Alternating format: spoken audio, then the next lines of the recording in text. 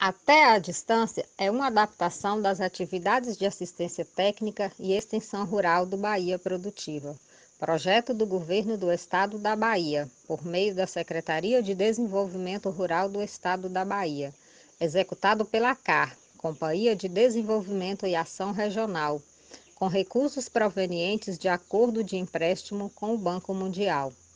Essa modalidade visa dar continuação às atividades de capacitação e apoio para produtores, associações, cooperativas, empreendimentos produtivos e agentes comunitários rurais. Nós realizamos, então, cumprindo todas as etapas anteriores, o planejamento da propriedade. Nós temos o diagnóstico, nós temos nosso plano de execução.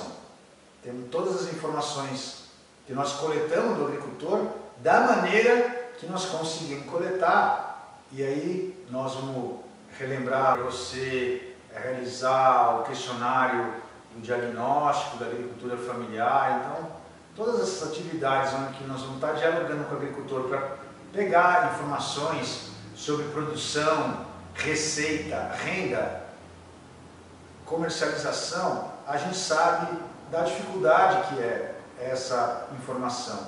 O agricultor, ele não registra, ele não tem esse hábito, anotar, né, guardar uma nota, enfim. Então, muitas vezes, nesse primeiro momento que nós levantamos essas informações, resgatando a memória, né, nem sempre a gente consegue um dado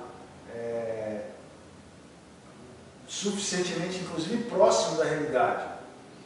Quando a gente pensa em fazer uma gestão, e esse tema que a gente vai trabalhar agora é fundamental para que realmente a gestão, do ponto de vista de método, de planejamento, ela passe a ser uma prática efetiva na unidade familiar, é o registro. A gente tem que estar trabalhando essa ideia junto com as famílias da importância da anotação, da memória, do registro de cada atividade, de cada produto que é tirado daquela roça, de cada produto que é vendido ou consumido na propriedade. Então, isso é o que a gente chama de monitoramento, né? Monitorar é o registro sistemático da atividade realizada para que lá na frente eu possa realmente fazer uma avaliação. Eu não posso fazer uma avaliação, melhorar o meu planejamento, se eu não tiver a informação real, a informação verdadeira sobre o desempenho daquela unidade familiar. Então, o que a gente propõe a metodologia que se trabalha é uma ideia de fazer um caderno, né? Um caderno de registros da agricultura familiar. Então, nós vamos apresentar uma proposta desse caderno. O caderno é essencialmente constituído de tabelas, né? Tabelas onde que o agricultor vai rotineiramente anotar as atividades que ele realiza. Então, agora, vamos trabalhar junto aqui um exemplo, né, de um caderno que nós adaptamos com os registros essenciais para que a gente possa realizar esse trabalho da gestão.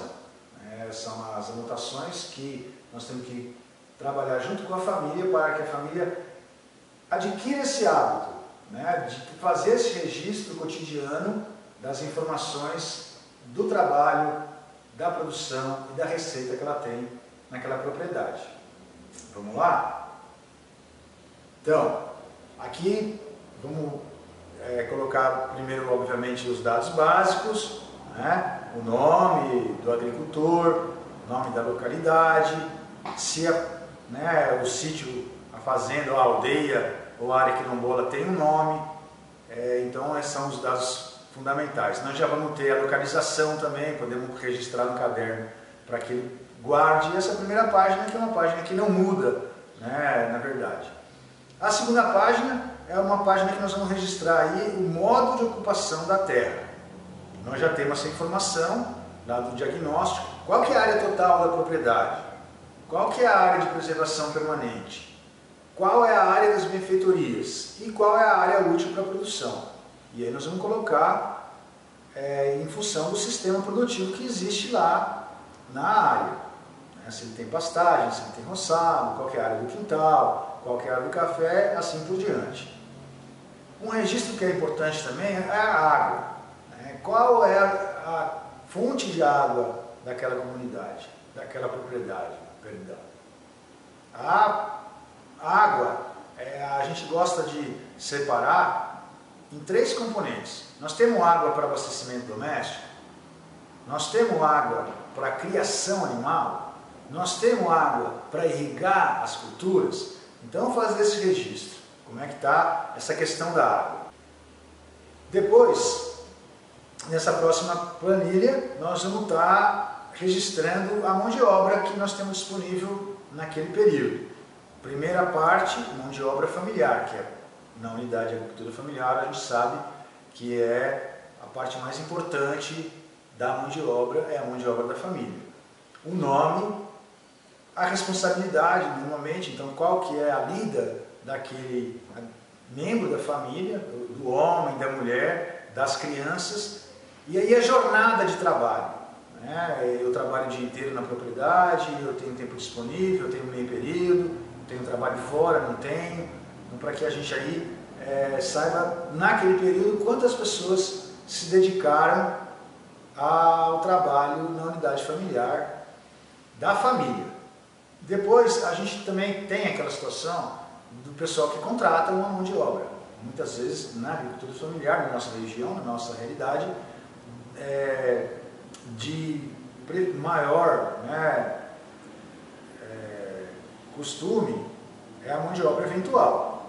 Tem algumas pessoas que têm um assalariado também, mas é uma questão mais rara. Então, quando a gente utilizar a mão de obra eventual, é preencher nesse caderno, fazer esse registro. Nome de quem trabalhou, qual período trabalhou, o período aí é o mês, uma semana, qual foi o trabalho que ele realizou, quantos dias totais de trabalho ele realizou e qual o valor que a gente pagou para ele. Na sequência, nós temos o registro da manutenção de benfeitorias, equipamentos. Então nós vamos estar colocando o que aconteceu, a descrição daquele serviço,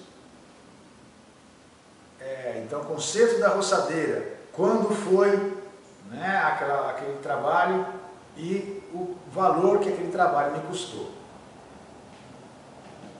Na sequência, vem então a planilha maior e mais preenchida, que é a planilha da rotina diária da propriedade, onde a gente tem que estimular o agricultor a registrar tudo que ele faz. Então esse é o grande corpo do caderno, é onde vai vir a data, o sistema, a atividade realizada e o insumo gasto.